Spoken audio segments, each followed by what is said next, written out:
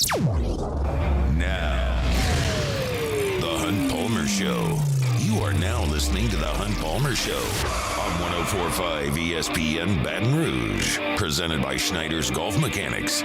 Locking down the middle of the day. Live from the Mercedes-Benz of Baton Rouge studios. This is Hunt Palmer.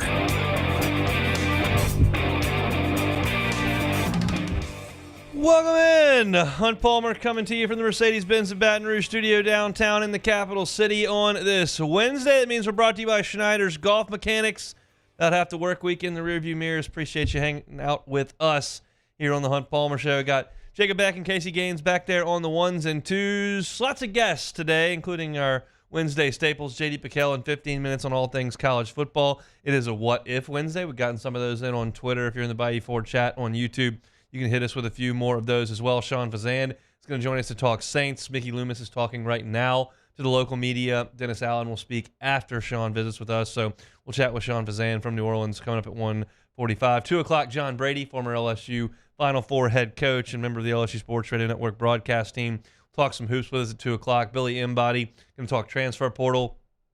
LSU's coaches are out on the road. They're certainly making some phone calls about folks in the transfer portal right now, as it is it's the wild, wild west in college football this time of year. So we'll chat with Billy about a lot of that coming up in hour number 2. But the news of the day for LSU football today was the announcement of the contract extension for offensive coordinator Mike Denbrock. Of course, Mike Denbrock came over a couple years ago with Brian Kelly. When Brian Kelly took the job, Denbrock came over from Cincinnati and has done a marvelous job coordinating this LSU offense through 2 seasons.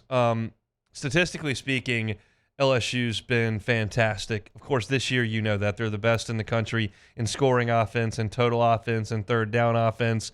They're 8th in the country in rushing. They're 4th in the country in passing. They're 11th in the country in red zone touchdown percentage. You know this offense has been brilliant. It's been creative. It's been balanced. It's been dynamic. It's been explosive. It's been fantastic. And you're obviously well aware of that. The Heisman Trophy winner is going to come from this offense, and that's a big part of this equation as well. But LSU was pretty good on offense last year as well. 24th in the country in scoring offense, 28th in the country in total offense, 40th in rushing, 32nd in passing. So top 40 in all those statistics. LSU was 9th in the country on third downs last year, 14th in the country, so top 15 in red zone touchdown percentage. And that was with 2 true freshman tackles playing. That was a true freshman tight end taking the lion's share of the snaps. That was with a new quarterback and a new system under a new head coach. So the improvement's been phenomenal, and it's been great to watch. And Mike Denbrock did a good job at Cincinnati with Desmond Ridder at quarterback as well. So there's going to be many here in Baton Rouge who will suggest, Denbrock's been so great, thrilled to have him back, and I think he's going to do a great job next year. There'll probably be a lot of people from outside of Baton Rouge that will say, hey, had the Heisman Trophy winner, had 2 first-round picks at wide receiver, including a guy that might win the Blitnikoff, but he's at least a finalist. I mean, that's a pretty good gig, and we'll see if they can replicate anything close to that and to that production. I don't think either one of those 2 lines of thinking are completely unfair. I think that it's probably somewhere right in the middle. I think Mike Denbrock is a really, really good coordinator. I think for me personally, as a guy who's not up there grinding tape and just all about the X's and O's all the time, I have seen some of the real awesome creativity that Mike Denbrock has put in. That little play that they came up with in the middle of the season last year that involved the read option, then the rollout either way by Jaden Daniels where he can dump it to the tight end or keep it. That's not a play that I've seen a lot of teams run a lot. And it's also a play that LSU has now run for a year and a half, and it's successful just about every time. Because of the creativity, the athletes that LSU has in space, and just how efficient they are and consistent they are with running it. You've got a great sugar man that's making that happen, but I think that Denbrock deserves a lot of credit for making that work. And then another thing that I want to credit Mike Denbrock with, because he's been very vocal in talking about this, was LSU, as I ran through the numbers there, had a good offense last year. Top 10 in the country on third downs, top 40 in rushing offense, top 25 in total offense and scoring offense. Like, they were good on offense last year. But as he said, they did an internal review of what they were doing, realizing that you got Jaden Daniels back, you've got Malik Neighbors back, Brian Thomas back, Kyron Lacey back, Mason Taylor back, Will Campbell back, Charles Turner back. Like, you've got a lot of your real key pieces coming back to this offense. So how do we get better? And the thing that he identified pretty quickly was that LSU last year was exceptional at catching the football with its back to the goalpost. A lot of stop routes, a lot of throws around the line of scrimmage, a lot of quick passes. But we've got explosive playmakers. Let's try to get these guys the ball on the move. And that's two parts. Well, it's actually a lot of parts, but two key parts from last year. One, you got to call those plays more often. And two, you've got to have a quarterback execute them. And they've been the best in the country at that this year. So not only did they improve on that and add that to the arsenal, no one's as good as them. You've got some NFL draft guys coming out talking about looking over Jaden Daniels' film from this year, and you got like Matt Miller saying like watching Jaden Daniels throw the deep ball has been unbelievable this year. And you've seen all the advanced analytics from Pro Football Focus and those that give objective grades with numbers. And Jaden Daniels is better than anybody in the country at getting the ball down the football field. And we'll learn in time how much of that is Mike Denbrock or maybe Joe Brady, or is it Jaden Daniels or Brian Thomas or Malik Neighbors? The truth of the matter is you've got to have it all. A great coordinator with crappy players isn't going to do very well. And a bunch of great players with a crappy coordinator are not going to do very well. You've got to have a symphony working on the offense and in football on both sides of the ball to make things work. So I'm not going to hold it against Mike Denbrock that his quarterback is the best in the country. I'll credit him with that and understand that if the production is not exactly the same next year, there's probably a pretty good reason for that. I think it's great for Garrett Nussmeier, who's now worked with Mike Denbrock for 2 years, that's the guy that he will likely be working with next year. I say likely because in the transfer portal era, Garrett Nussmeier could move on, or a new quarterback could come in, or Mike Denbrock could move on. You say, wait a second, they just announced his extension. What are you talking about? Well, I did go back and look this up. Joe Brady did announce an extension. Well, an extension was reported between Joe Brady and LSU on January 11th of 2020. 5 days later, on the 16th, Joe Brady took the job with the Panthers. So in this line of work, in this profession, and the way this whole thing works this time of year, my assumption is that Mike Denbrock will be back coordinating an offense that Garrett Nussmeier is in charge of. But you never know. In any event, this is a really, really good thing for LSU, in my opinion. I think Mike Denbrock has done an awesome job. I think he's deserved this extension, and I think it's a good thing for continuity for LSU to have him moving forward in a post-Jaden Daniels, post-Brian Thomas, post-Malik Neighbors world. Things will look different next year, and that'll be Mike Denbrock's task. He's going to have to work with a quarterback that has a different skill set. He's not going to have a quarterback next year that has all the skills of Jaden Daniels, whether it's Garrett Nussmeier or somebody else. Because Jaden Daniels this year has been better than everybody else. He's explosive in the run game. He's got electric speed and game-breaking ability. He's been very, very decisive and accurate. He's hit the deep balls when asked of him. Like, he's almost been perfect. He hasn't been perfect, but he's been about as good as you can be. And it would shock me next year if LSU's quarterback was that productive. But it's a really good thing for LSU to have him in this spot for the guys on the roster. And I'll just be pretty blunt. You know, Bryce Underwood's announcing his commitment coming up here in a month. And I think it's probably a pretty good thing that LSU's offensive coordinator has signed a 3-year deal. That, to me, seems like a positive when you're dealing with the number one quarterback and number one player in the country who seems to have a lot of interest in you. And he's going to be under the tutelage of this offensive coordinator if this plays out. And nothing's ever guaranteed, like I said. But from every which way that I can slice this, every angle I can look at it, to me, this feels like a huge, huge positive for LSU and for Mike Denbrock. Does he want to be a head coach somewhere? I don't know.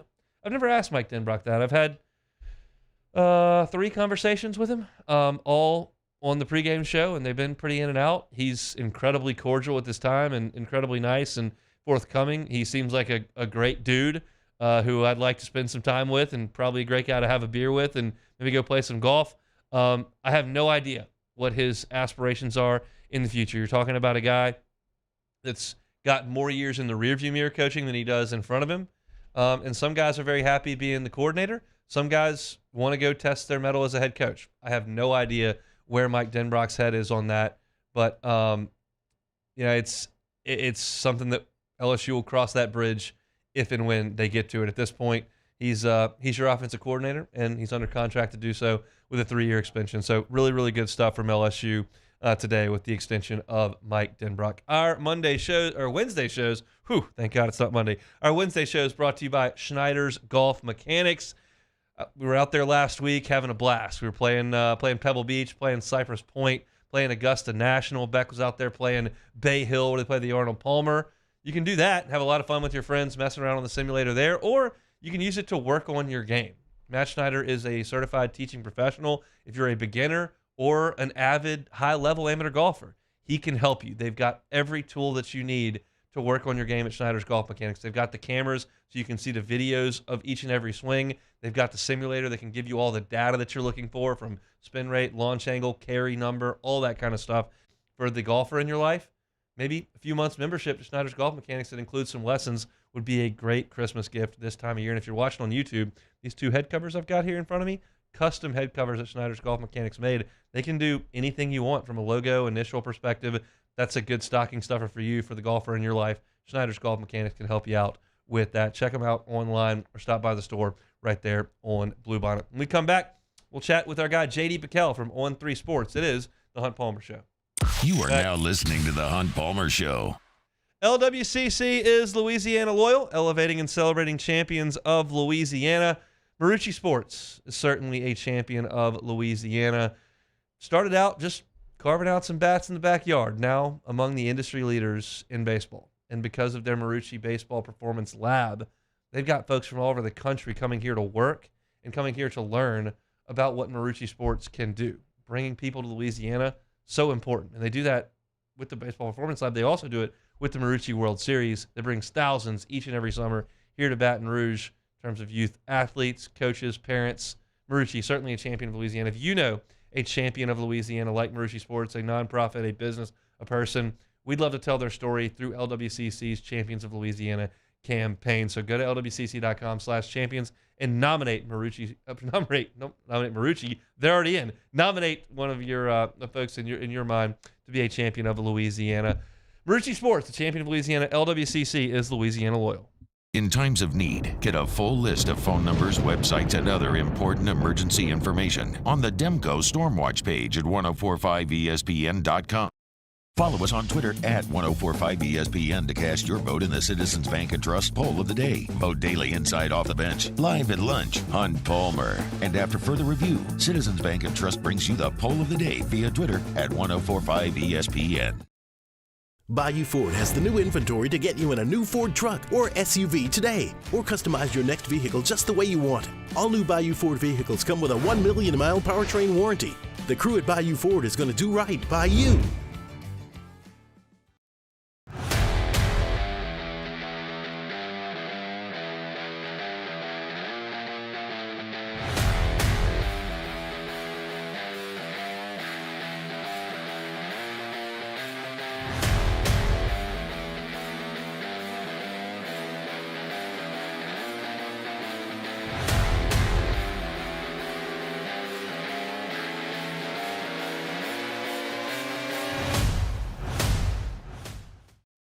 Electricity is all around us, and our families depend on it.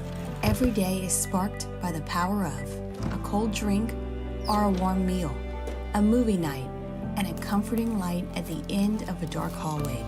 From sunrise to sunset, playtime to bedtime, our team is ready to take care of your electrical needs. Even in the case of an after-hours emergency, the light in your life shines brighter with Mr. Electric. Hey, boat owners, check it out. It is the holiday season, which means it's time to buy yourself a gift by taking your boat to the next level with our friends at Front to Back Boat Service. Now is the perfect time to upgrade your boat and get it ready for that warmer weather, whether that's trolling motors, HD sonar, anything and everything. The Sherman family's been at it for 30 years, and Devin's going to take you through 30 more. Find him on Facebook at Front to Back Boat Service or go to fronttobackboatservice.com. There it is, the extra mile, on the border of expected and extraordinary for those willing to go further, like vans customized for work or play, with safety and tech to keep you connected, supported by a 5-star sales, service, and finance team, and backed by the 1-star you know. So go the extra mile. It's never crowded, because so few have what it takes to go there. Mercedes-Benz Vans. I've been doing business with Luba for 25 years. They're dependable, trustworthy. It's just the attention to detail with our clients. Our folks have years and years of experience. They're highly trained professionals, but many companies have that asset. What I'd like to think makes Luba a bit different is that we use those talents in a way that truly is dedicated. Fazan inviting you to join us Wednesday night at 6 for Louisiana Prep Weekly. We'll be live from Walk-Ons in Zachary with our special guest, Zachary head football coach David Brewerton. It's Louisiana Prep Weekly, Wednesday night at 6 on 104.5 ESPN Baton Rouge.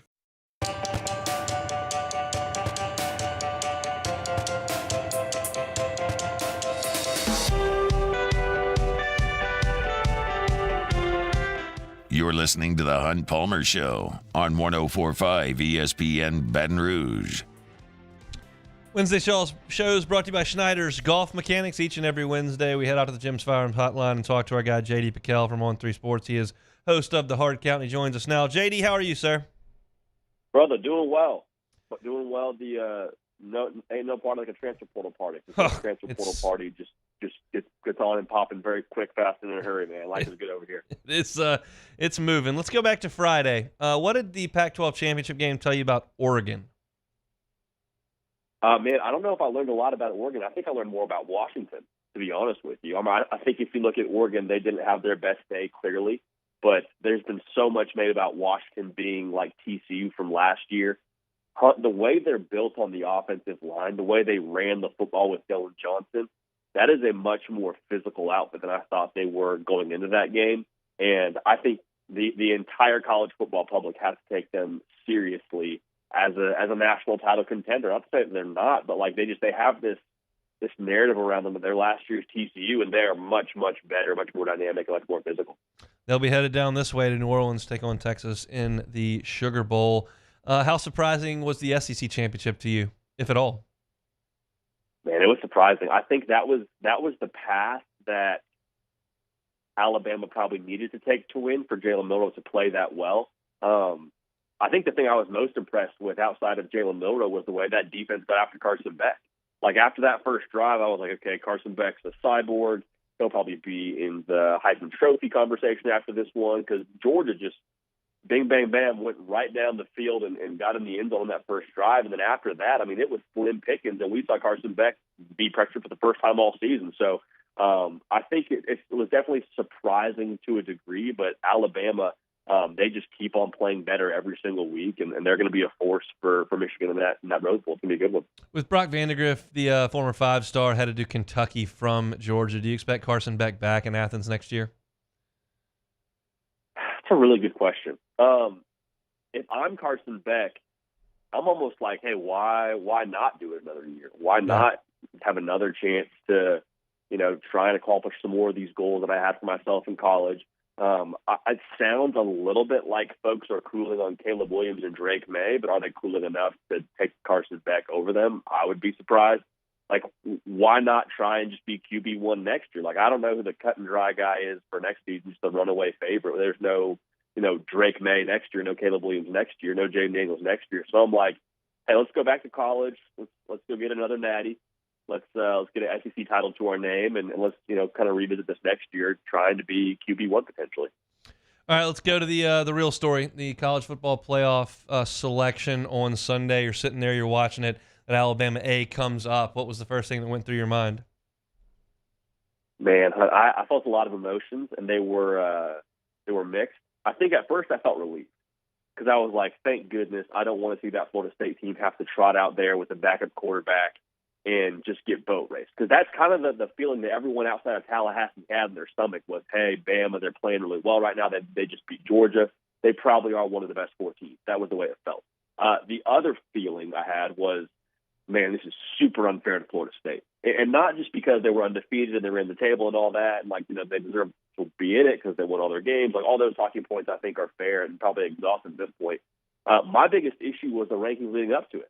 Like, Jordan Travis hadn't played a game for Florida State in 2.5 games, 2 3/4 of a game. Like, why are we treating Florida State like they don't have Jordan Travis only in the final rankings? If that was going to be the differentiating factor, we had that information prior to those rankings. So I think it created kind of this false sense of hope for the good folks in Tallahassee, and your heart breaks for them. But at the end of the day, I do think, they got it as right as you can given that difficult circumstance and the information they had.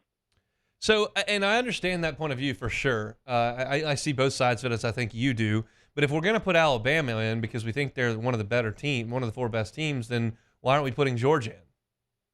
Yeah, and to be honest, I'd be cool if we put Georgia in too. I think they probably are one of the 4 best teams. I appreciate the fact that they're like, okay, the criteria does read that we have a fair amount of credibility towards those conference title games. And so in that way, I'm like, okay, I see the logic here. There is a way where I can work through it. But if you're a Florida State fan, you have every right to be worked up. And that exact scenario, Hunt, I think is the reason why a lot of folks are fired up for this 12-teamer. So I think, and to be clear, I still believe to this day that Georgia is probably a top 4 team in the country. And if you threw them in the playoff, there would be probably even more riots than there already are across America with these playoff rankings. But I wouldn't be upset at that just because I think we all saw what happened in Atlanta and how good both those teams are. I mean, I balk at the notion of the 4 best deal that we've clung to for the last couple of weeks, because I don't know of anybody that thought Michigan State or TCU or Cincinnati were one of the best 4 teams when they got in. They got in because of how few games they lost and the conference titles that they won, and then all of a sudden we moved to the goalpost. That's where my issue comes in with all this, is that we just kind of turned this into a subjective ballroom. It rubs me the wrong way personally. Yeah, and I think that's totally fair. I think everybody left those rankings feeling a little bit like, okay, there was no easy way to do this. There was no right answer. And I also think the rotation of the committee too probably deserves a little bit of some room in this conversation too. We've had different people across the committee throughout this 10-year history. So the expectation that we're going to have a committee that's going to see things the same way every single playoff, you're exactly right. It is a moving goalpost, and it is different people in that room, it seems like. We'll move to 12 next year, and we'll see how that shakes out. Are you a fan of 12? Are you? Yeah, I'm a huge fan of the 12. Huge fan of 12. Huge fan of 12. I need more teams playing meaningful football games than November. I don't need teams have guys checking out after their second loss. I want more meaningful games. And you can say, well, then Michigan, Ohio State doesn't mean anything if they're both undefeated. No, it does. If you're playing for a bye, then it does mean something. Trying to be one of the top 2 teams. Go. So I'm totally in on the 12-team playoff. So your thoughts on this time of year with college football, where quarterbacks are bailing on bowl games, coaches are moving, and coordinators are moving, and transfer portals opening up, and players are moving team to team while there's another game to play for most of them. What do you think December means in college football? I think December still should mean a lot, and we're not that far removed from December being a big deal. If your team made the Holiday Bowl, you're like, sweet, I got one more game to play with my boys. The majority of those guys that are on that roster will not play another snap of football after they finish playing college ball. So in that sense, I'm kind of I get it. I get that there's, the business side of things. I get that NIL is real, and I'm not even anti-NIL. I think you got to pay the players, especially those that have a tremendous amount of value.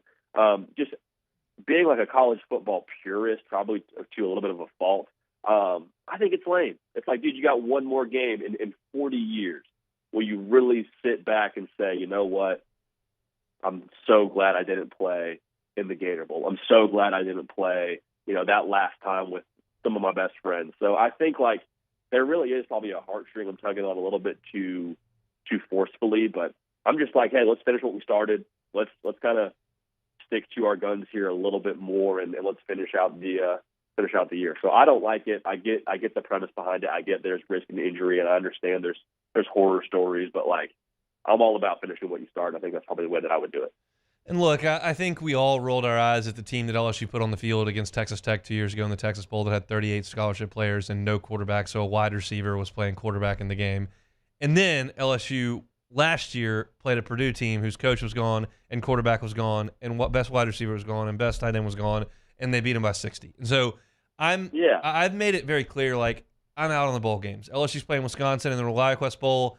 I'd like to see Garrett Nussmeier play because he's probably going to be the quarterback next year. But, like, in terms of, like, getting that 10th win and win one for the intensity level for me is just gone because of what I've watched the last 2 years. How lame is that? Yeah, for sure. And how lame is that? Like, especially if you're a marquee guy, and just like you said, if you are on that Purdue team from last year and your best players aren't playing, well, like, yeah, maybe that helps your draft stock or like, you know, ensures your draft stock to a degree, if we can even say that, by not playing. But what about helping your draft stock? What if you pop off in a bowl game and guys see that? Also, you leave your boys hanging. Like, you leave that offensive line that was blocking for a quarterback that knew the offense, you know, super well, get the ball out in 3 seconds, 2 seconds.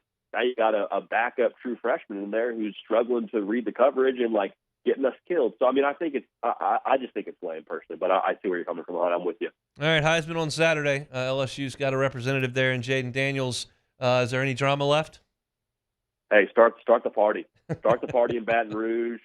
Get the parade going down in New Orleans. Like, as far as I'm concerned, that Heisman should already be mailed to his house at this point in time, and he should just bring it to the ceremony. I think it's his. Do you think Bo Nix had a real chance on Friday night? I do.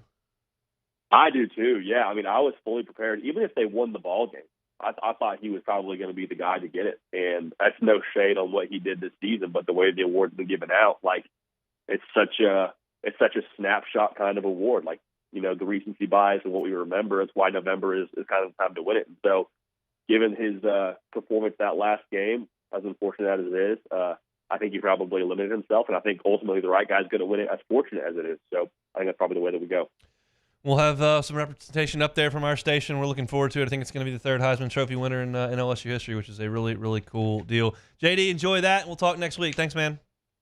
Sounds good, brother. Have a great weekend. Sure will. He's JD Picell, host of The Hard Count on On3. Subscribe up to the YouTube channel. You can get all the college football content from JD right there on YouTube. He's with us each and every Wednesday at 1:15. Sean Fazan's going to talk Saints with us in about 15 minutes. When we come back, it'll be a What If Wednesday on The Hunt Palmer Show. The Hunt Palmer Show. Our listeners fire off their opinions on the jimsfirearms.net hotline at 499-1045. Keep listening for your next chance to shoot us your thoughts with the jimsfirearms.net hotline on 1045 ESPN Baton Rouge. Bayou Chrysler Dodge Jeep Ram has $20,000 off MSRP on new 23 Ram 1500 trucks. $20,000 off plus no payments for 90 days on new 23 Ram 1500 trucks. All with Bayou's 1 million mile warranty. The crew at Bayou Automotive is going to do right by you. The world's leaders in obesity research, obesity medicine, and obesity science are right here. We're doing something that no one's ever done or trying to answer a question that no one's ever asked before. Pennington is a real jewel when it comes to research. We are finding the solutions to the world's worst chronic disease, which is obesity. Louisiana needs Pennington Biomedical. At Relief Windows, we're more than windows. We're windows, doors, hardy plank, and vinyl siding. But our number one product is always customer satisfaction. Visit us online at reliefwindows.com.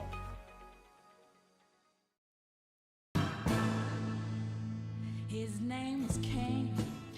He had a horse along the countryside. I saw him ride. One day they found him.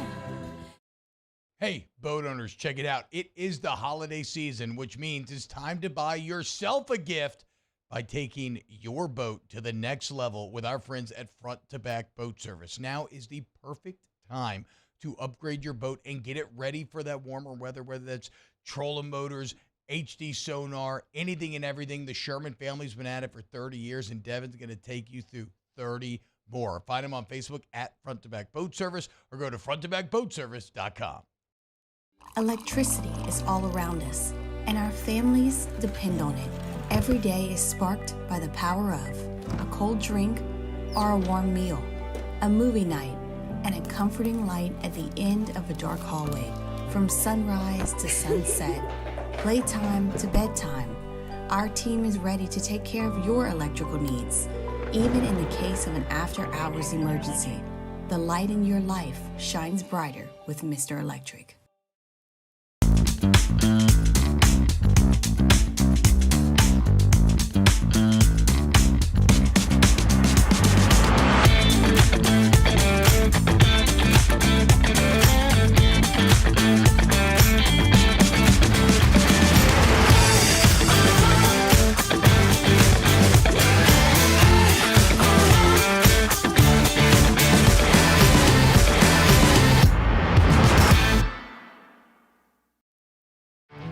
There it is, the extra mile, on the border of expected and extraordinary, for those willing to go further, like vans customized for work or play, with safety and tech to keep you connected, supported by a 5-star sales, service, and finance team, and backed by the 1-star you know.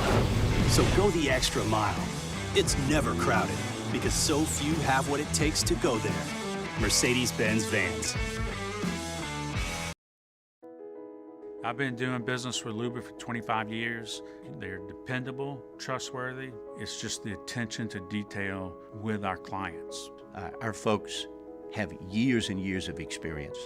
They're highly trained professionals, but many companies have that asset. What I'd like to think makes Luba a bit different is that we use those talents in a way that truly is dedicated to serving the needs of the folks who depend on us.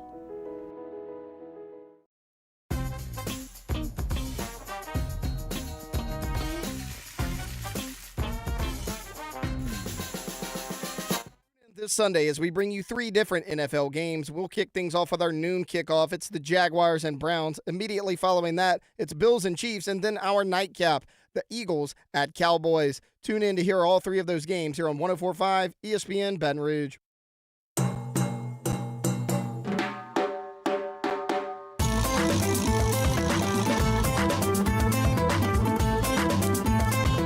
This is the Hunt Palmer Show on 104.5 ESPN Baton Rouge. Wednesday show is brought to you by Schneider's Golf Mechanics. Fix your clubs, fix your game. You heard the first part, fix your clubs. If you've got a wedge that's got loose head on it, or you got some issues with the shaft, Schneider's Golf Mechanics fixes golf clubs, and you don't have to pay an arm and a leg to get that done. There aren't a ton of places in Baton Rouge that'll do it. Schneider's Golf Mechanics will. So go on by, see them at Bluebonnet just north of I-10. Have them fix up your clubs. And as I mentioned earlier, if you're watching on YouTube, you can see these head covers I got in front of me. Customized. They can do them. Great Christmas present for the golfer in your life. Schneider's Golf Mechanics. Bring you our Wednesday shows. All right, Sean Fazan in about 10 minutes. Let's do some What If Wednesday. Time, space, reality. It's more than a linear path.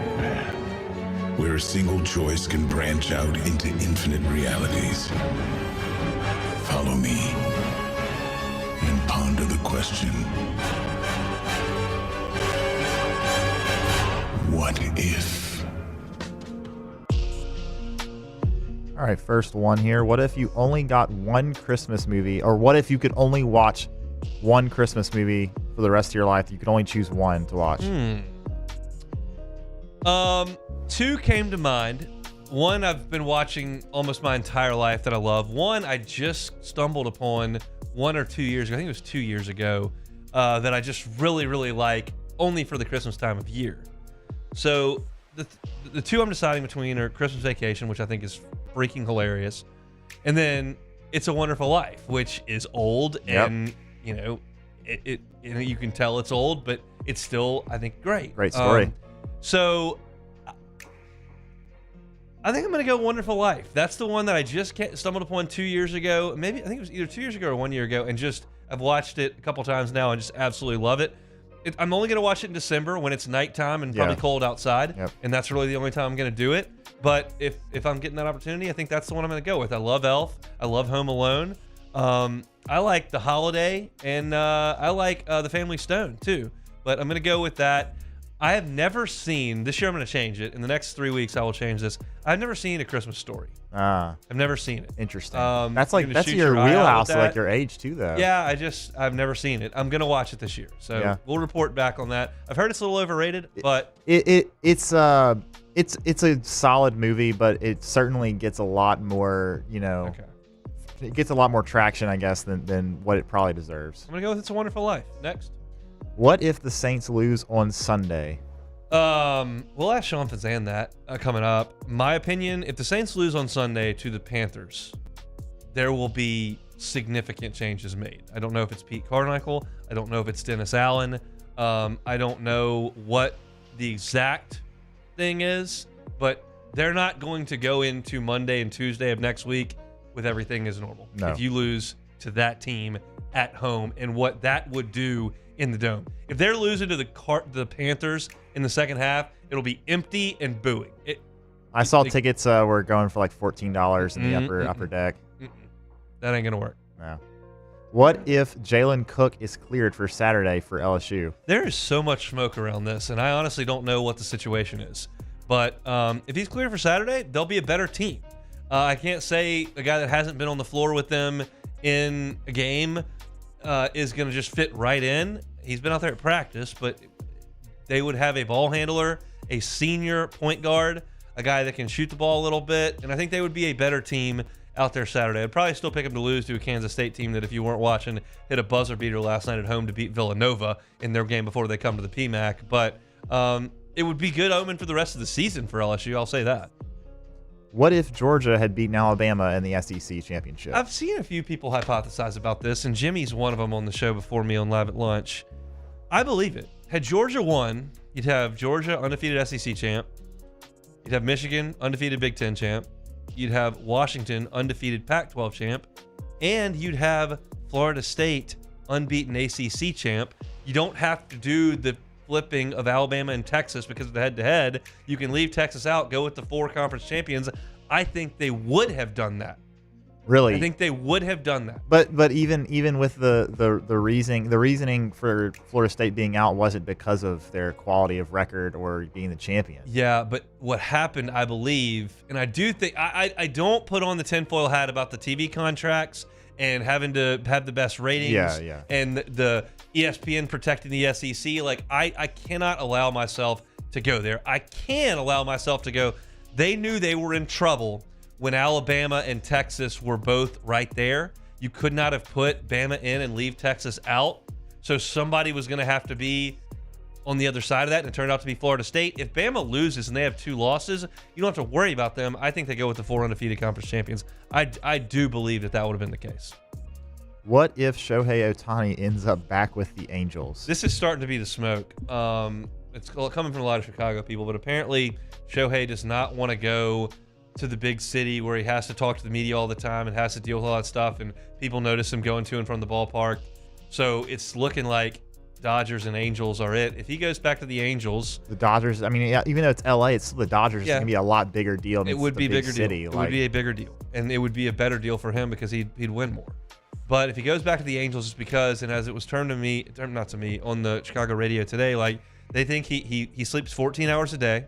He only speaks to the media once a week. And nobody ever notices him because nobody cares about the Angels, and you can kind of protect yourself with security and whatnot.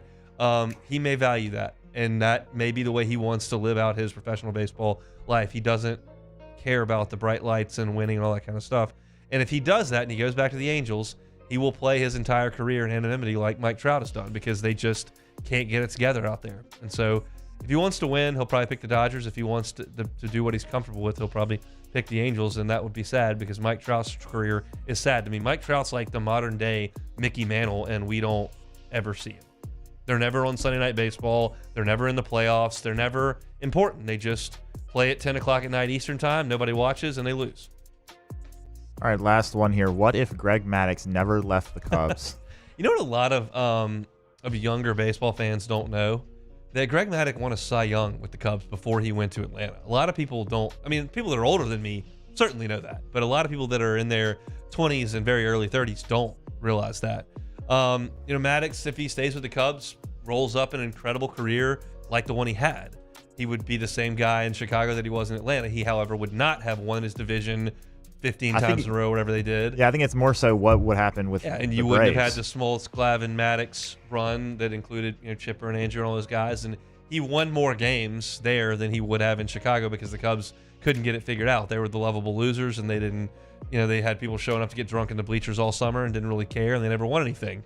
So the Cubs were good in 98, which Maddox was very much in his prime there, and with Sosa going nuts, he would have definitely helped there. And you take him off the Braves, who beat the Cubs in the playoffs, and put him on the Cubs, maybe they can make a little bit of a push there. But it wouldn't have been as consistent a deal, and his career would be looked at, I think, a little bit more differently because he wouldn't have won as much as he did. But he was still a Cy Young pitcher, would have been awesome, and I would have enjoyed him staying with the Cubs, but he did not. So that's What If Wednesday here on the Hunt Palmer Show. Hope your work week is rolling along. We've got half of it in the rearview mirror. We've got a very busy hour number 2 coming at you here. We've got John Brady at 2 o'clock talking LSU basketball as we get ready for LSU and Kansas State in the PMAC on Saturday. Billy Inbody is going to be with us at 2:15. You won't want to miss that. There are guys flying in the transfer portal from all over the place, mainly College Station, where like 4 guys have gone in today. That class that they put together 2 years ago is spit down to the bones at this point.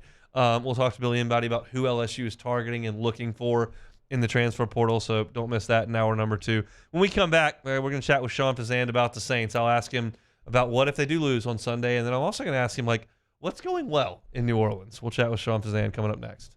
You are now listening to the Hunt Palmer Show. Jersey Mike's awesome sandwiches. The cold subs, far better than I anticipated. When I knew that they had hot subs, I was always going to get that. Love the Bacon Ranch chicken cheesesteak. They've also got your traditional cheesecake with the peppers and the onions and delicious steak that's put on the flat top and warmed up and cooked right there in front of you. But the cold subs are fantastic too. I tell you about the original Italian, the club sub as well. Give them a shot. Jersey Mike's, Highway 30 in Gonzales. And we always tell you every day to keep them in mind for your catering options, whether it's a birthday party, Christmas lunch, feeding the office, whatever the case may be. Jersey Mike's does awesome catering options. They've got individual box lunches.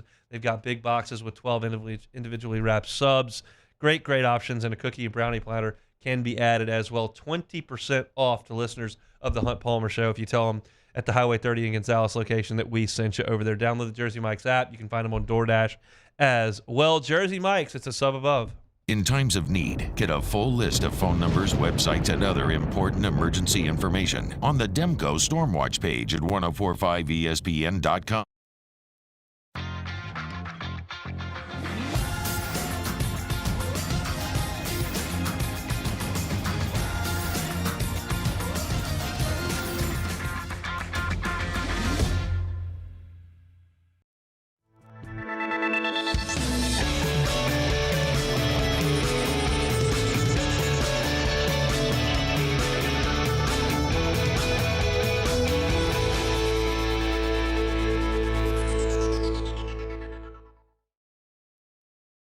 At Relief Windows, we're more than windows. We're windows, doors, party plank, and vinyl siding.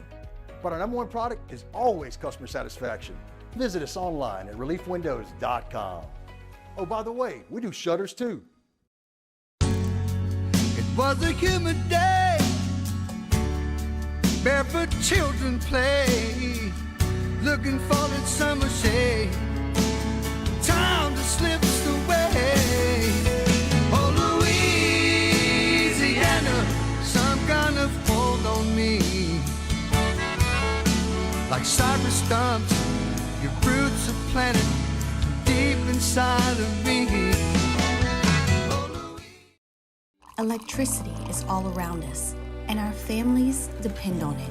Every day is sparked by the power of a cold drink or a warm meal, a movie night, and a comforting light at the end of a dark hallway. From sunrise to sunset, playtime to bedtime, our team is ready to take care of your electrical needs.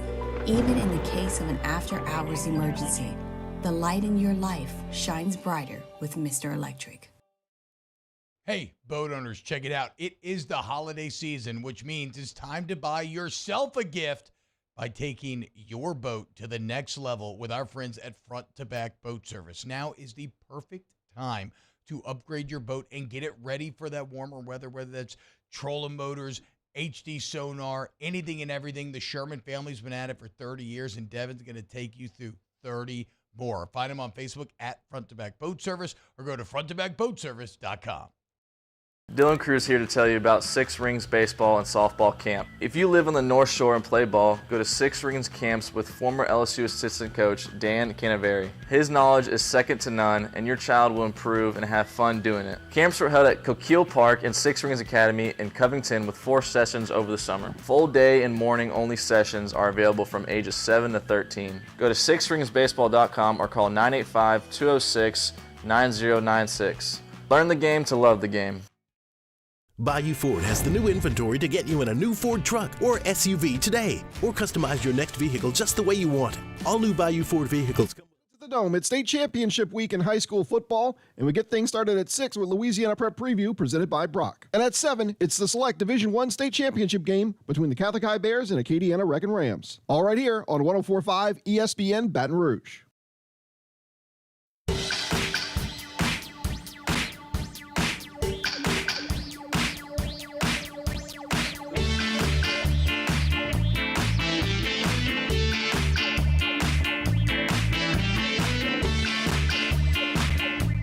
You're listening to The Hunt Palmer Show on 104.5 ESPN Baton Rouge. Let's head down to New Orleans to close out hour number 1. Sean Fazan, Fox 8, down in NOLA, joins us on the Jim's Firearms Hotline. Sean, thanks for the time. How are you? I'm doing well. How are you? Doing quite well. What's going well for the Saints right now? That's a good question. It's hard to put your finger on that. I guess they came back in the game Sunday against Detroit. They scored some. They did well in the red zone last week, and that was the biggest talking point all week. And it got lost by the time the post game storyline became to kind of emerged. They used to take the ball away. They didn't do it last week, so I think you're getting kind of an idea. Sometimes they do well in some areas. Sometimes they do well in other areas, and sometimes they don't. And it's been that mixed bag that's kind of been the reason why you're 5-7 right now. How big a game is Sunday for the organization? I mean, it's huge. This is the type of game where, like, you can't survive a loss in terms of A, playoff standings, but B, I mean, this is an organization that doesn't make in-season moves, but I couldn't imagine if they were to come out and play the way they played, like they did against Detroit, against Carolina, the worst team in the league by far, with a rookie quarterback whose head is spinning at home. I couldn't imagine there would have to be a major shakeup at that point. I would think that would be at least on the table if they lose. That's just the reality of the situation that they're in right now. Let's talk about the situation the team is in right now. Obviously, Derek Carr has just been beat up for a month and a half now. Would you be surprised if he plays on Sunday? No, I wouldn't be surprised if he played. I think there's a chance. I think there is a chance he plays. He's a guy that clearly feels like if he is healthy enough to go, he errs on the side of going. And I guess we'll figure out the official designation from Wednesday's practice in a couple of hours. But if he can't go, they will turn to Jameis Winston. And if they turn to Jameis Winston, they'll game plan it in a way that suits his strength, so to speak. And they would see how it goes at that point. But yeah, it wouldn't shock me if Carr played. I just don't know where it's at percentage-wise in terms of how close he is to going. This is obviously a very subjective question, but where is the drop-off, if any, from Derek Carr healthy at the level he's played this year to Jameis Winston? I wouldn't say it's a crazy drop-off. There is a little bit of a dip just in terms of pre-snap recognition, identifying, Mike linebackers, setting coverage, setting up protections, that sort of thing. There are certainly things Jameis does well, and there are certainly things that Derek Carr does well. I wouldn't necessarily think there would be a huge drop-off, especially if you had the entire week to prepare with Jameis Winston going through all the practice reps with the first team as opposed to being called in relief. Last week was the fourth quarter. Against Minnesota, it was the second half. Against Green Bay, it was the fourth quarter as well, or I guess it was the second half as well. So it would stand to reason that he would be in a little bit better position just because of practice reps. But I don't think there would be a huge drop-off. It'd be a slight one, but not a crazy drop-off if that were indeed the case. What did you expect from the Saints' running game preseason as compared to what it has been through 3 quarters of the year? A whole lot more than I'm seeing now, especially when you consider how much they've invested in that offensive line. They've had to do some shuffling, and one of the guys that they drafted along that offensive line isn't even playing, or he's not even a tackle eligible in Trevor Penning. So that has been that's been one of the biggest disappointments. I think Alvin Kamara is still a very, very, very good player. I don't think he's quite the elite player he once was, but as we saw Sunday, he can still be a difference maker. And you've gotten nothing, absolutely nothing out of any back behind him. And the only other player running the ball with any effectiveness is Taysom Hill. I mean, Jamal Williams is non-existent, and then Kendre Miller, he can't get healthy at the moment. So we'll see. It just feels like if that were better, that seems like that would be a tangible thing that could help a lot of issues with this team and this offense in particular. But that's been a massive struggle this year. Sean Fazan, Fox 8's our guest here on the Jim's Firearms Hotline. Defense was so good at the end of last year and the beginning of this year, and they've been playing from behind now for a month and a half, and that was certainly the case on Sunday. What do you attribute these slow starts defensively to?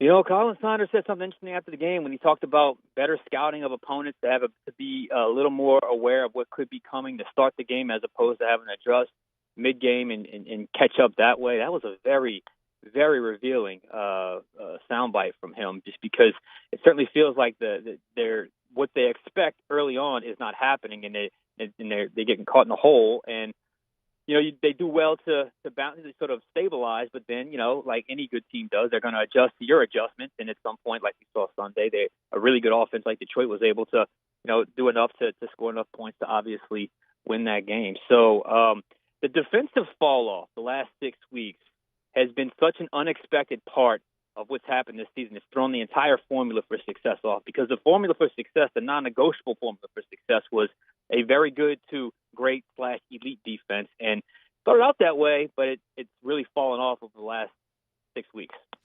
I had friends in the Dome on Sunday that were texting me, people leaving in the first quarter, booze raining down every time Derek Carr took the field.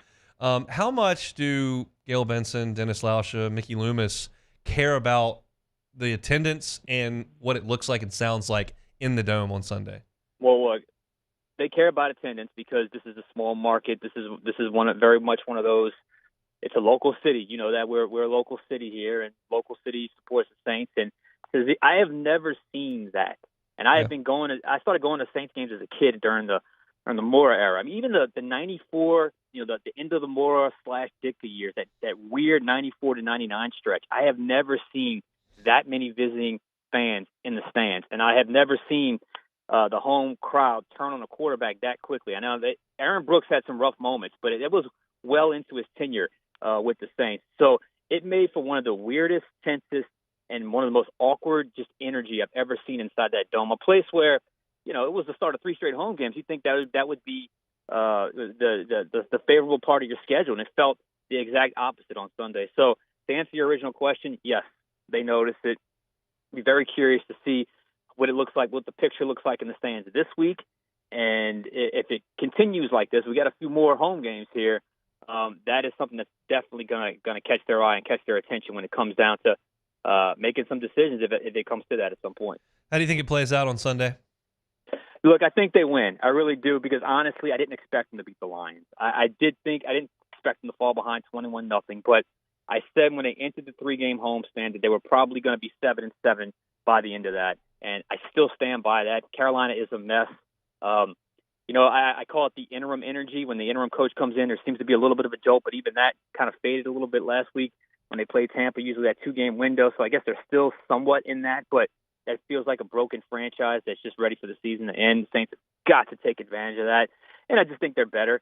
And you really look at Carolina, they can't score. I mean, they can't score. See, it's not like you got to play lights out on offense or even lights out on defense to beat this team. So yes, I expect the Saints to win, despite how ugly it may or may not look. I still expect a victory on Sunday.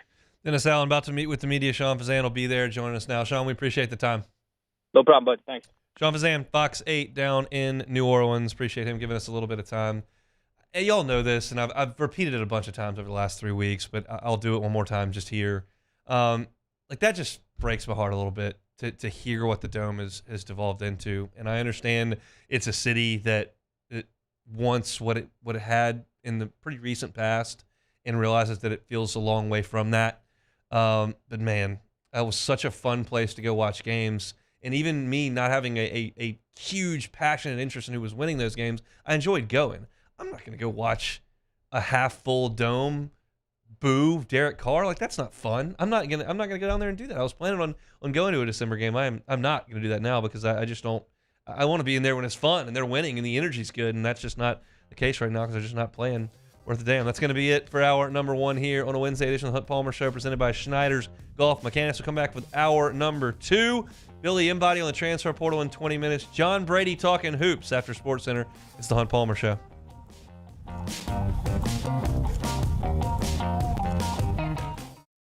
Bayou Chrysler Dodge Jeep Ram has $20,000 off MSRP on new 23 Ram 1500 trucks. $20,000 off plus no payments for 90 days on new 23 Ram 1500 trucks. All with Bayou's 1 million mile warranty. The crew at Bayou Automotive is going to do right by you.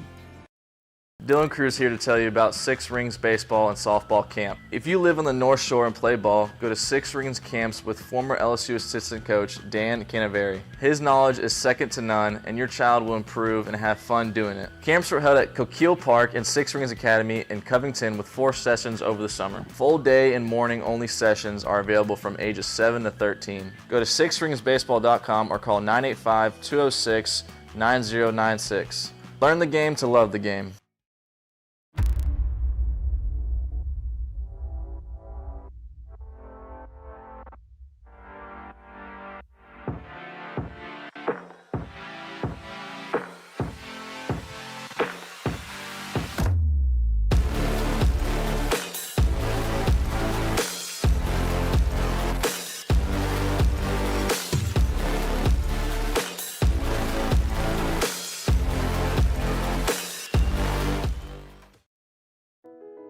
I've been doing business with Luba for 25 years.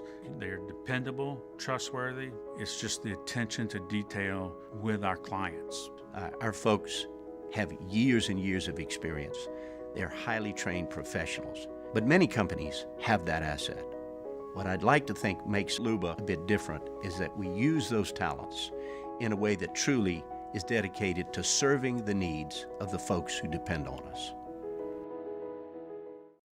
Electricity is all around us, and our families depend on it. Every day is sparked by the power of a cold drink or a warm meal, a movie night, and a comforting light at the end of a dark hallway. From sunrise to sunset, playtime to bedtime, our team is ready to take care of your electrical needs.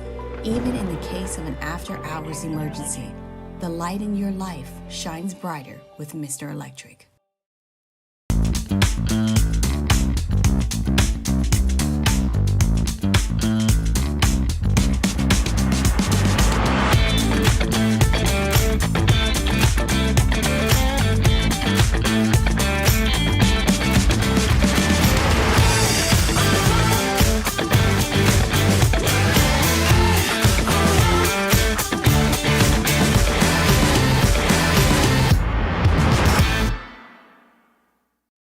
Hey, boat owners, check it out. It is the holiday season, which means it's time to buy yourself a gift by taking your boat to the next level with our friends at Front to Back Boat Service. Now is the perfect time to upgrade your boat and get it ready for that warmer weather, whether that's trolling motors, HD sonar, anything and everything. The Sherman family's been at it for 30 years, and Devin's going to take you through 30 more. Find them on Facebook at Front to Back Boat Service or go to fronttobackboatservice.com.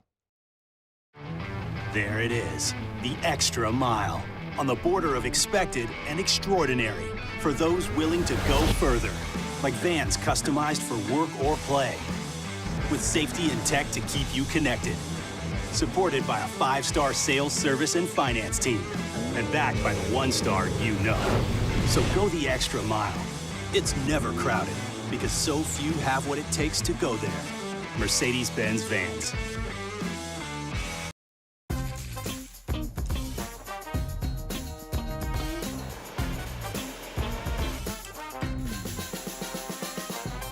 The best kept secret in town is out. Discover Tallulah at the Renaissance Hotel on Bluebonnet.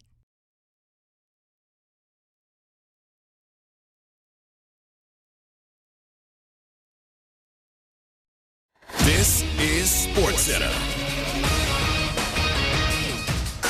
I'm Christine Lisi. Cowboys coach Mike McCarthy, diagnosed with appendicitis, is undergoing surgery today. He anticipates coaching in Sunday night's showdown against the Eagles. In McCarthy's absence, a trio of coordinators will be running practice, including Dallas defensive coordinator Dan Quinn. What's good about Mike and the system here, it's all laid out, to about how we go and what we would do from yesterday, today, all the way through, through the game, the meetings, the schedule. So pretty easy on that one. You just take it and run with it. Linebacker Von Miller at the Bills facility will be available Sunday at Kansas City amid an investigation into an alleged assault of a pregnant woman last week. The team does not anticipate he'll be put on the commissioner's exempt list. Jets quarterback Zach Wilson will start Sunday against the Texans 2 weeks after his latest benching.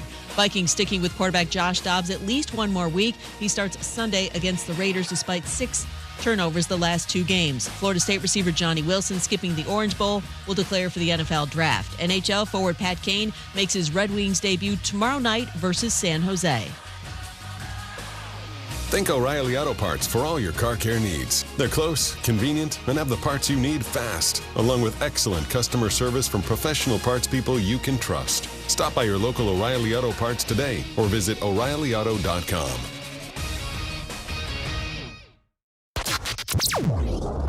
Now, The Hunt Palmer Show. You are now listening to The Hunt Palmer Show on 104.5 ESPN Baton Rouge. Presented by Schneider's Golf Mechanics. Locking down the middle of the day. Live from the Mercedes-Benz of Baton Rouge studios. This is Hunt Palmer. Hour number 2 on a Wednesday. Half the work week in the rearview mirror. Thanks for hanging out with us. 104.5 ESPN Baton Rouge Wednesday shows brought to you by Schneider's Golf Mechanics. Billy Inbody on the transfer portal in college football in 15 minutes. But for now, let's head out to the Jim's Firearms. Chat with Final Four coach, member of the LSU Sports Radio Network broadcast team, John Brady. Coach, thanks for the time. How are you? Well, I'm trying to keep up with the transfer portal, man. It's mind-boggling. You can't keep up with the transfer portal, so don't try to do that. You just got to see when it all shakes out. You're out of the coaching game now. You don't have to keep up with the transfer portal. I would live in total anxiety if I had to deal with that all the time. I mean, you don't know who's leaving, who's quitting, who's staying. And all these guys have a bowl game to play. They're just, I'm out, I'm done. And that's how you end up with 40 guys on a roster for a bowl game. So that's Saban hit that when they started the playoff system. That was going to diminish the bowl games. You'd have guys not playing. I think he said that 6-7 years ago. And that's exactly what's transpired. No question about it. No bowl games in college basketball, and they're cranking things up here in Baton Rouge on Saturday for a big one with Kansas State coming to town. We'll talk about that here briefly, but I want your thoughts on a few things that you've seen so far with this LSU basketball team thus far. Mike Williams might have played his best game as a Tiger back on Friday. What have you liked about the freshman guard? Well, I think he's gotten better. I think he's more comfortable with the speed of the game. In fact, I asked him that when we interviewed him after the game the other night. I asked him what the difference was, and he said adapting to the speed of the game and the pace of play and that sort of thing. And I think he's shown that in his progression so far. And I really think without Jalen Cook, I really think he's an important part of the team. And he needs to play well, not necessarily score a lot of baskets, but score when he's open, hit critical baskets, make free throws, and really take care of the ball. His assist-to-turnover ratio needs to continue to improve for the team to function offensively like it needs to. As far as offensively, who's option one for you on this team for getting a basket? I know it's matchup dependent, but more often than not.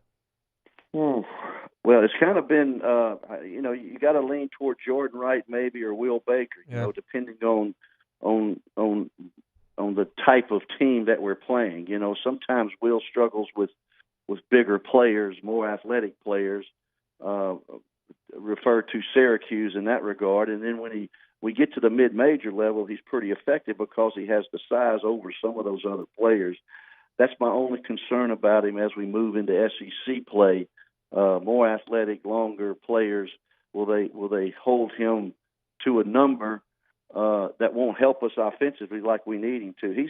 We're much better when we go with 14 or 15 from him off the post, and we'll see how he plays out in SEC play. But Jordan Wright, is important, but his field goal percentage is not where it needs to be, and that's my question about him. I don't know. I think sometimes he tries to manufacture too many balls and not let the offense come to him.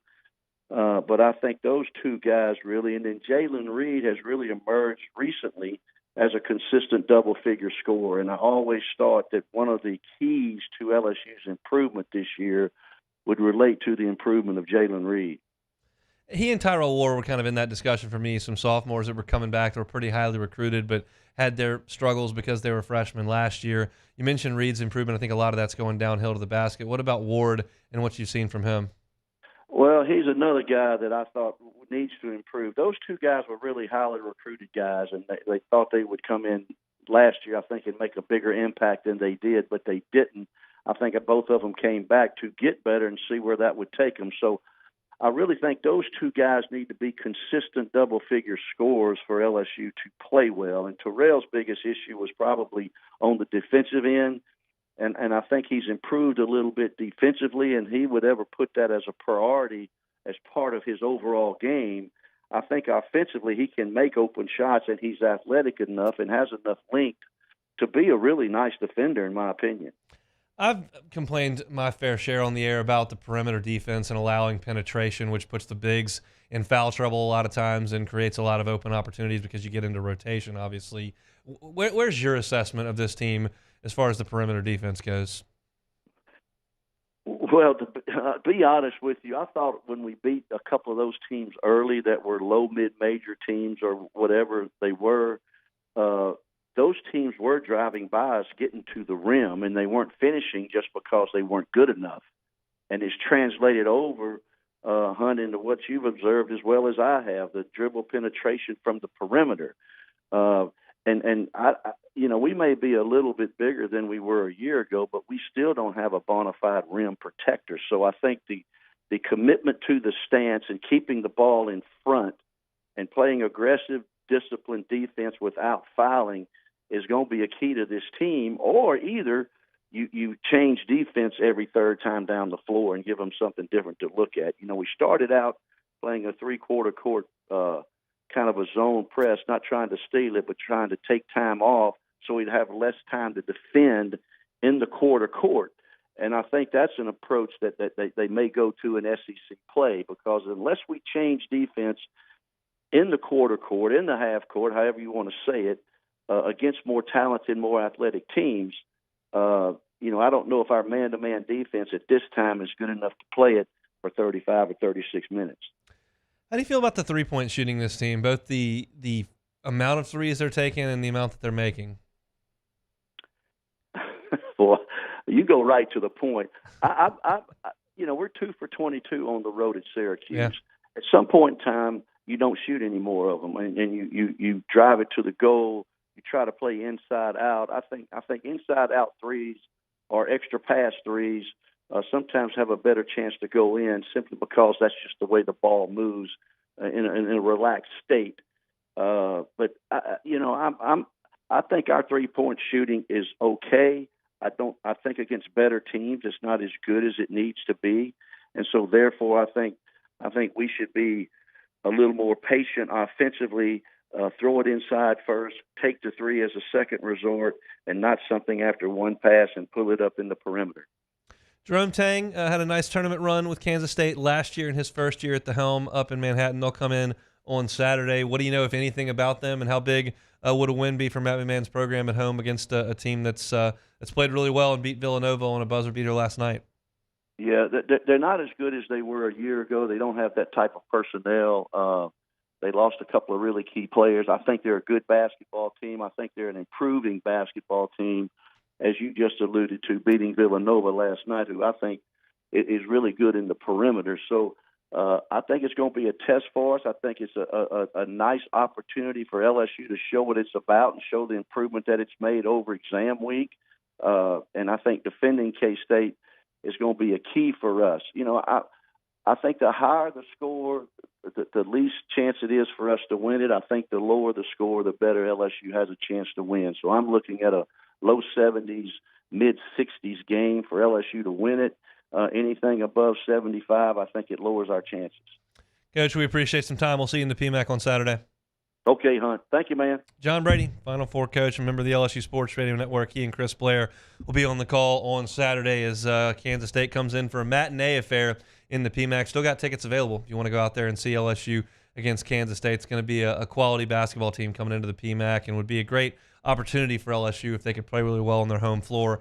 Some of the things I alluded to there with Coach Brady are just some of the things that I'm a little concerned about. I'm almost always going to paint a little rosier picture of an LSU team preseason than maybe the reality is. Sometimes that's not the case. I mean, I don't think I painted too rosy a picture about LSU's offense this year in football when they came out, and they even exceeded any expectations we could have had. But I thought they might struggle on defense. They're really struggling off the bounce on defense. I thought they might struggle handling the ball without Jalen Cook. They're really struggling handling the ball. And I thought they would shoot it pretty well, and they haven't shot it very well. So got a lot of issues, and hopefully they can clean some things up, and maybe Jalen Cook's cleared here in the next week or 10 days, and that changes the outlook of this team and maybe the season. But big one in the PMAC on Saturday. Get some tickets, go out and support these guys as they take on Kansas State on the hardwood inside the Assembly Center. All right, transfer portal is just out of control at this point. I've got specific names I want to talk to Billy Inbody about and LSU's interest in those names. He's got some answers for me. We'll get to that next. The Hunt Palmer Show. Get ready to start the NFL week off right. Right now, all customers can get a no-sweat same-game parlay for Thursday night football. That's all customers. You can place a three-leg same-game parlay on this week's game between the Patriots and Steelers, and you get bonus bets back even if you don't win. NFL same-game parlays are the perfect way to combine your bets for a chance at an even bigger payday. Build your own or choose from one of the popular same-game parlays pre-built for you in FanDuel's top-rated sportsbook app. Visit FanDuel.com/1045ESPN so you don't miss out on your chance to get a no-sweat same-game parlay on America's #1 sportsbook. FanDuel, an official sports betting partner of the NFL. Must be 21 and present in Louisiana. Refund issues to knowledgeable bonus bet that expires 7 days after receipt. Max refund $5 unless otherwise specified. Restrictions apply. See terms at sportsbook.fanduel.com. If you or somebody knows a gaming problem wants help, call 1-877-770-STOP. Our listeners fire off their opinions on the jimsfirearms.net hotline at 499-1045. Keep listening for your next chance to shoot us your thoughts with the jimsfirearms.net hotline on 1045 ESPN Baton Rouge. Electricity is all around us, and our families depend on it. Every day is sparked by the power of a cold drink or a warm meal, a movie night, and a comforting light at the end of a dark hallway. From sunrise to sunset, playtime to bedtime, our team is ready to take care of your electrical needs, even in the case of an after-hours emergency. The light in your life shines brighter with Mr. Electric. There it is, the extra mile, on the border of expected and extraordinary, for those willing to go further, like vans customized for work or play, with safety and tech to keep you connected, supported by a 5-star sales, service, and finance team, and backed by the 1-star you know. So go the extra mile. It's never crowded, because so few have what it takes to go there. Mercedes-Benz Vans. His name's King. He had a horse along the countryside. I saw him ride. One day they found him. Gulf Coast Bank and Trust is giving our customers the power to bank anywhere, anytime during this challenging event. And we're right there with you. Our mobile banking app is a smart way to manage your money and time. Gulf Coast Bank and Trust, the bank that cares about you. The Windsor Senior Living Community in Mandeville, Louisiana is a beautiful, vibrant apartment community geared toward seniors. They are nestled right in the heart of Mandeville, where seniors live a more carefree lifestyle in spacious apartments with the peace of mind that comes from having a little extra help. Call the Windsor at 985-624-8040 to schedule a lunch and tour. Come see how the Windsor can be your passport to peace of mind. I've been doing business with Luba for 25 years. They're dependable, trustworthy. It's just the attention to detail with our clients. Our folks have years and years of experience. They're highly trained professionals, but many companies have that asset. What I'd like to think makes Luba a bit different is that we use those talents in a way that truly is dedicated to serving the needs of the folks who depend on us. Hey, boat owners, check it out. It is the holiday season, which means it's time to buy yourself a gift by taking your boat to the next level with our friends at Front to Back Boat Service. Now is the perfect time to upgrade your boat and get it ready for that warmer weather, whether that's trolling motors, HD sonar, anything and everything. The Sherman family's been at it for 30 years, and Devin's going to take you through 30. Moscona inviting you to join us for Wednesday's Hump Day AFR, presented by Pluckers. Saints' first injury report of the week is out. We'll learn Derek Carr's status. Join us 3 to 6, 104.5 ESPN Baton Rouge.